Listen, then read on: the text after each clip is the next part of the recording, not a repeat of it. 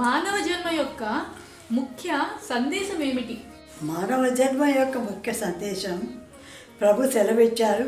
కానా పీనా సోనా మన్నా కొరకు మనం పుట్టలేదు, ఈశ్వర సర్వభూతానాం అన్నట్టు మీలో ఉన్న ఈశ్వరాంశమును గుర్తించినప్పుడే జన్మ ధన్యమవుతుందని బల్లగుద్ది సెలవిచ్చారు.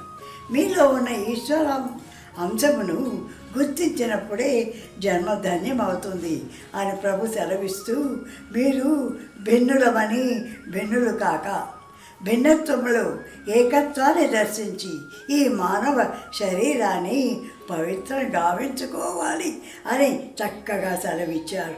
అంతేకాదు, మానవ శరీరం రావటం ఎంతో మహోన్నతమైనటువంటి లక్ష్యాన్ని సాధించుటకే అన్నదాన్ని విస్మరించి తిరగటం అత్యంత శోచనీయం అని ప్రభు సెలవిస్తూ, ఈ మానవ దేహం మృణమయం కాదు, చిన్మయమని గుర్తించి గురి చేరడానికి మీరందరూ చక్కగా సాధించాలి.